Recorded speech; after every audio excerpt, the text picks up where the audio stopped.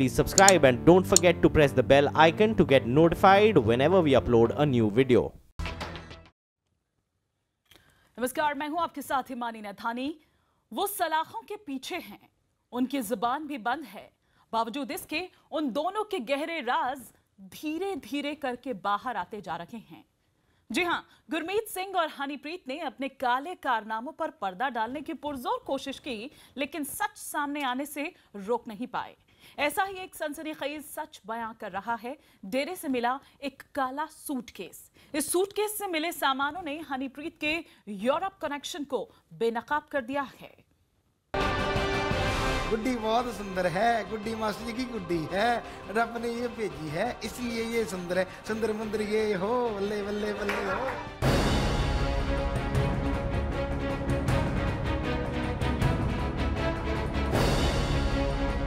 सलाखों के पीछे पहुंच चुकी है गुनाहों की ये जोड़ी।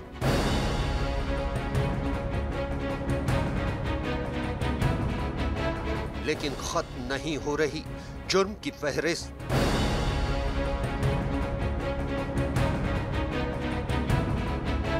गुनाहों के डेरे से हर रोज सामने आ रहे हैं नए नए राज।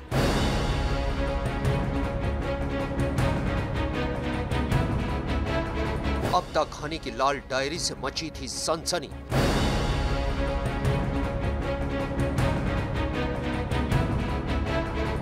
अब सामने आया बाबा और हनी की करतूतों का काला सूटकेस। बलात्कारी बाबा राम रहीम धर्म के नाम पर अधर्म का जो डेरा चलाता था, उसमें हनीप्रीत सबसे बड़ी राजदार थी।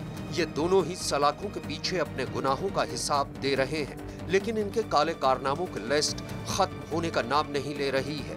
कुछ दिन पहले हनीप्रीत की लाल डायरी सामने आई थी और अब डेरे से एक काला सूटकेस बरामद हुआ है, जिससे जांच एजेंसियों के भी होश उड़ गए हैं। राम रहीम और हनीप्रीत के गुनाहों की जांच कर रही एजेंसियों को अब डेरे से एक सूटकेस मिला है। इस सूटकेस में कुछ ऐसी चीजें बरामद की गई हैं जिससे राम रहीम के तार सीधे यूरोप से जुड़े बताए जा रहे हैं। यही नहीं, इस सूटकेस में कुछ ऐसे नामों की एक लंबी लिस्ट भी मिली है जो नाम अब तक जांच एजेंसियों के सामने नहीं आए थे। सिरसा के डेरे की जांच में एजेंसियों को यहाँ एक काला सूटकेस मिला है। इस सूटकेस को खोलने पर अफसरों के होश उड़ गए, क्योंकि इसमें उन्हें यूरोप के देशों में चलने वाली करेंसी यूरो बरामद हुई है।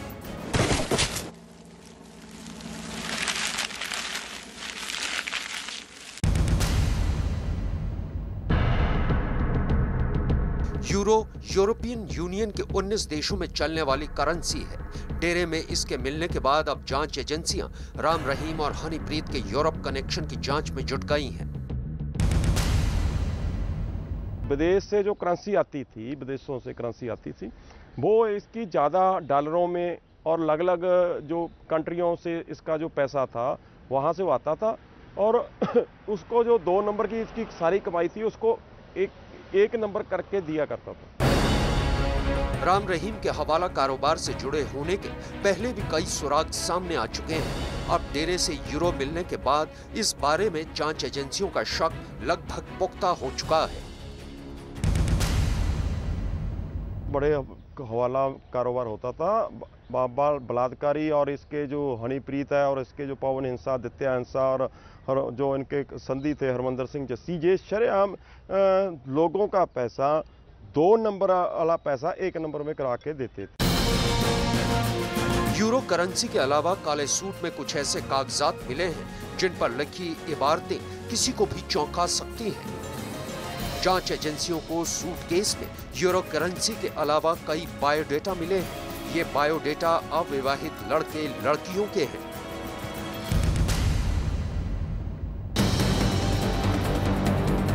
जांच एजेंसियों को शक है कि राम रहीम लड़कियों को डेरे में शामिल करने से पहले उनका चुनाव करता था। ये भी माना जा रहा है कि लड़कियों का बायोडेटा उन्हें फिल्मों में काम देने के बहाने से मंगाया जाता था। इसके बाद राम रहीम उनमें से लड़कियों को पसंद करता था। सही बात है। अभी इनकी पहचान जो तस्वीरें मंगाई जाती थी, लड़का और लड़की ये देख लेते थे, बलात्कारी बाबा देखता था भी कौन लड़की सुंदर है, और उसकी जो थी लड़का ढूंढ के उसकी शादी कराई जाती थी और शादी के आड़ में उनको डेरे में रखा जाता था। राम रहीम डेरे की साध्वी से बलात्कार का गुनहगार है। डेरे में लड़कियों का बायोडेटा मिलने के बाद पुलिस को इस बात का अंदेशा है कि डेरे में एक साजिश के तहत राम रहीम अपनी पसंद की लड़कियों को शामिल करता था, जिन्हें बाद में हनीप्रीत की मदद से अपना शिकार बना लेता था।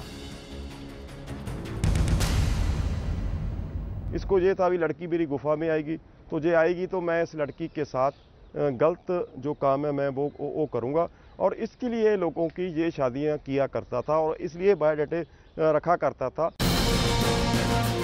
राम रहीम और हनीप्रीत के गुनाहों के सुराग तलाश रही एजेंसियां अब उन लोगों से भी संपर्क कर रही हैं जिनके बायोडेटा बाबा के काले सूटकेस से मिले हैं। एजेंसियां ये जानना चाहती हैं कि राम रहीम लड़कियों का बायोडेटा किस बहाने से मंगाता था। हालांकि पुलिस को डेरे से कुछ ऐसे सामान भी मिले हैं जिससे इस सवाल का जवाब मिलने की उम्मीद है, लेकिन अभी इनकी जांच की जा रही है। कच्चा चिट्ठा में आगे हम आपको डेरे के गुनाहों के कुछ और सबूत भी दिखाएंगे। सिर्फ बायोडेटा ही नहीं, डेरे की जांच में पुलिस को लड़कियों के बायोडेटा के अलावा लैपटॉप, कंप्यूटर, हार्ड डिस्क और पेन ड्राइव जैसी सैकड़ों चीजें मिली हैं। पुलिस को यह उम्मीद है कि इनकी जांच में गुरमीत सिंह और हनीप्रीत के गुनाहों की कुछ और परतें खुलेंगी, क्योंकि बरामद हुए बहुत से सामानों से गुरमीत सिंह के विदेशों से कनेक्शन का सुराग मिलता है।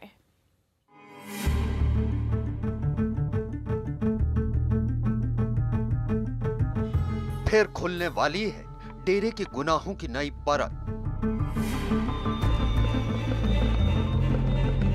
फिर मिले विदेशों से राम रहीम के कनेक्शन के सुराग।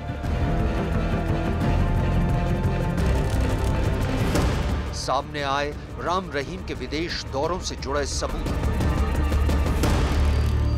सिरसा में राम रहीम के डेरे में जगह जगह पर उसके गुनाहों के सबूत बिखरे पड़े हैं। अब तक पुलिस को जितने भी सबूत मिले हैं उनसे राम रहीम और हनीप्रीत के गुनाहों की एक नई कहानी सामने आती है। डेरे से पुलिस ने कुछ दिन पहले कुछ कंप्यूटर और एक हार्ड डिस्क बरामद की थी, जिसकी जांच में पुलिस को कुछ नए सुराग मिले। डेरे से जब सामान से मिले सुराग के आधार पर जांच एजेंसियां राम रहीम के गुनाहों की एक नए सिरे से जांच करना शुरू कर दी हैं। इसमें जांच एजेंसियों के हाथ सबूतों का एक ऐसा जखीरा लगा है जिसमें पेन ड्राइव, लैपटॉप, इसके अलावा करीबन दर्जन भर ऐसी वीडियो कैसेट भी शामिल हैं, जिससे डेरे के अंदर चलने वाली काली करतूत का एक नए सिरे से पता चलने की उम्मीद जागी है। राम रहीम के गुनाहों को खंगाल रही एजेंसियों को डेरे से जो नए सुराग मिले हैं उसमें सबसे ज्यादा हैरान करने वाली चीज वीडियो कैसेट है।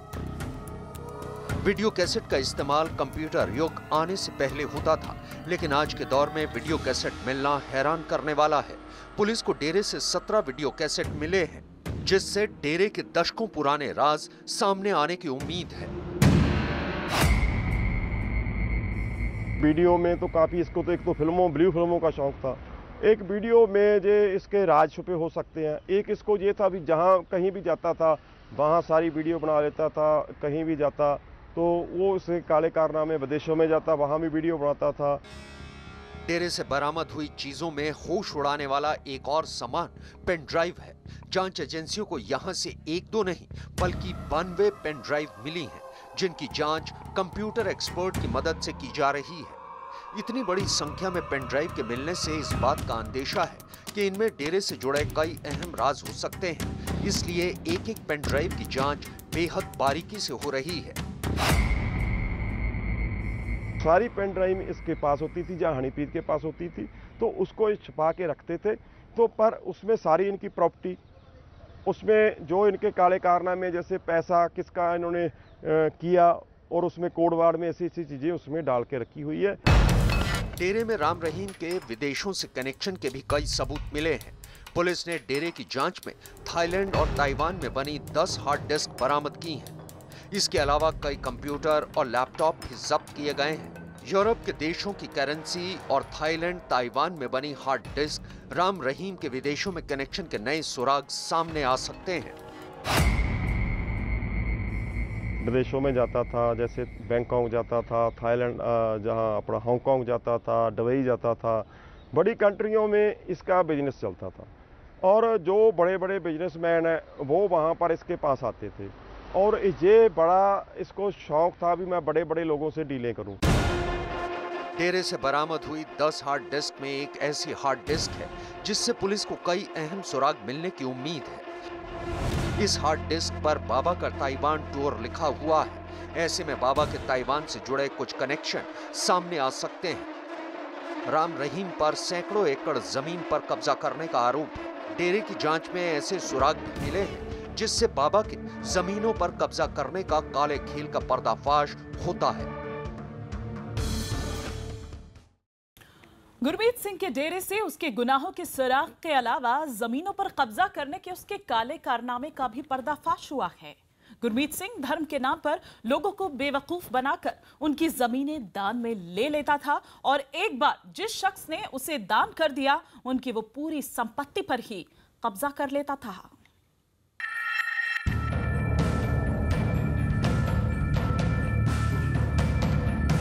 सैकड़ों एकड़ में राम रहीम ने बना रखा था अधर्म का अड्डा।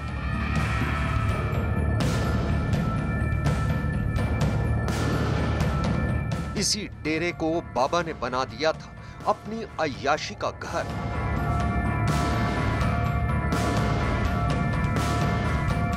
यहां धर्म के नाम पर ठगे जाते थे भक्त। राम रहीम अपने भक्तों को धर्म के नाम पर बेहद शातिर तरीके से बेवकूफ बनाता था। बाबा की नजर उन भक्तों पर खास तौर पर होती थी जिनके पास जमीन होती थी। बाबा उन्हें लैंड होगी, मेरे पास इतनी लैंड है, उसको गिन भी तक के वहाँ उस पर पैसा ले लिया करता था लोगों की ज़मीनों से और पैसा वो सारा अय्याशी पे लगाया जाता था। ये ऐसे ऐसे काम करता था। पंचकुला हिंसा के मामले में पुलिस ने बाबा के एक भक्त को गिरफ्तार किया है। गुरसेवक नाम के इस भक्त ने बाबा की जमीन हथियाने का तरीका बताया है। बाबा भक्त को धर्म के नाम पर जमीन दान करने के लिए कहता था। जब भक्त थोड़ी देर से जमीन दान दे देता तो बाबा उस पर ज्यादा मेहरबान हो जाता। इसके बाद उसे बेवकूफ बनाकर उसकी सारी जमीन दान में ले लेता था। ये लोगों से लिखा के ले लेता था फिर लेना भी जो आपकी जमीन है और आप तो डेरे के भक्त हो गए, आप डेरे में रहे हो तो आपकी जो वहाँ पर प्रॉपर्टी है वो भी डेरे की होगी, तो सारी जमीन ले लेता था। काफी जमीनों पे इसने लोगों की जमीनों पे लोन भी ले रखा है। जांच एजेंसियों को लगातार राम रहीम और हनीप्रीत के गुनाहों के नए नए सुराग मिल रहे हैं। पुलिस इनके आधार पर उन लोगों पर भी शिकंजा कस रही है जो राम रहीम की गुनाहों की दुनिया में उसके साथी थे। ऐसे कई नाम पुलिस के राडार पर हैं जिनकी तलाश जारी है।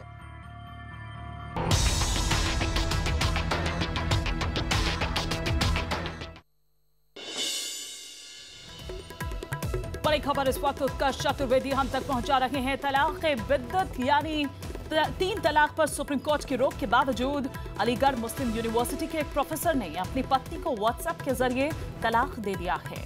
पीड़ित महिला ने कुलपति को भी शिकायत की थी। हालांकि उनकी तरफ से कोई राहत नहीं मिलने पर पुलिस में शिकायत की गई। व्हाट्सएप के जरिए 3 तलाक देने का आरोप एएमयू में संस्कृत विभाग के डीन खालिद बिन यूसुफ खान पर लगा है। 3 बच्चों की मां यास्मीन के मुताबिक उसके पति की वजह से वो पैसे की मोहताज हो गई है। पीड़ित यास्मीन ने यह धमकी दी है कि अगर न्याय नहीं मिला तो वो अपने बच्चों के साथ खुदकुशी कर लेगी। 30 अक्टूबर तक ये इंतज़ार करते रहे। 30 अक्टूबर को फिर इन्होंने टेक्स्ट के थ्रू फिर तलाक भेज दिया। तो उसके बाद मैं घर पे ही रही, रोती रही। फिर बीच में फिर मैंने यूनिवर्सिटी को लिखा, सबको, वाइस चांसलर साहब को लिखा, आपका प्रोक्टर साहब को, रजिस्ट्रार साहब को, सबको कि मेरी मदद करिए। लेकिन किसी ने मेरी मदद नहीं की, न किसी ने मुझे बुलाया। मैं कहीं इनको बुलाया, हमारा कंप्रोमाइज़ कर लीजिए, लेकिन मुझे वहाँ से कोई मदद नहीं मिली। तो मैंने पापा ने मम्मा पे एलिगेशंस किए थे कि तुमने लिखा है। मैंने उनको बोला भी था कि आप एक बार लेटर निकलवा लीजिए, अगर मम्मा ने लिखा है तो हम उस बारे में फिर आगे बात करेंगे। उन्होंने वो लेटर निकलवाया नहीं और उन्होंने फिर 18 सितंबर को मारपीट करना स्टार्ट कर दिया। और उसके बाद फिर मम्मा ने पुलिस को कॉल किया। जब उन्होंने देखा कि पुलिस आ रही है तो वो मेरी बड़ी बहन इला खालिद के साथ जो है अपनी बहन के घर चले गए। वो उसके बाद से ही वो बाहर रह रहे हैं। और 30 सितंबर को उन्होंने व्हाट्सएप के थ्रू तलाक भेजा।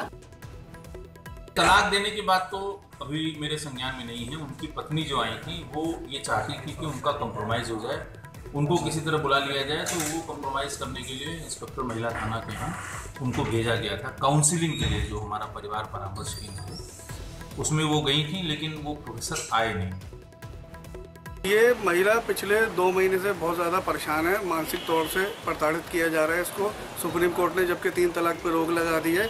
इनके हस्बैंड चेयरमैन है संस्कृत विभाग में, पढ़ी लिखी फैमिली है, उसके बावजूद भी ये इस तरह की रूढ़िवादी सोच अपनी दर्शा रहे हैं और इनको 3 तलाक इन्होंने व्हाट्सएप पे दिया है। और हैरानी की बात यह है कि उलेमा लोग इसको वैलिड मान रहे हैं। दिल्ली में जहरीले धुएं वाले कोहरे के बीच 5 दिन बाद आज फिर खुलेंगे स्कूल। नोएडा के सेक्टर 18 मार्केट की पार्किंग से निकल रही तेज रफ्तार गाड़ी ने गर्भवती महिला को कुचला। गुजरात में चुनाव प्रचार के दौरान पाटन पहुंचे राहुल गांधी ने रेस्टोरेंट में काठियावाड़ी खाने का लुत्फ उठाया।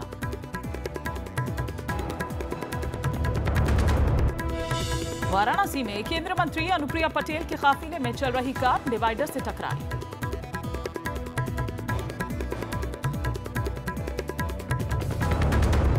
दो दिन पहले गौ तस्करी के आरोप में राजस्थान के अलवर में हुए गौमरा हत्याकांड में एक शख्स को हिरासत में लिया गया।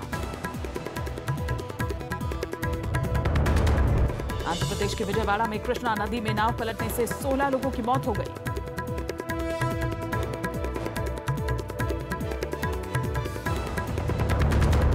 उत्तर प्रदेश के कानपुर में छेड़खानी से बचने के लिए चलती ट्रेन से मां बेटी ने लगाई छलांग।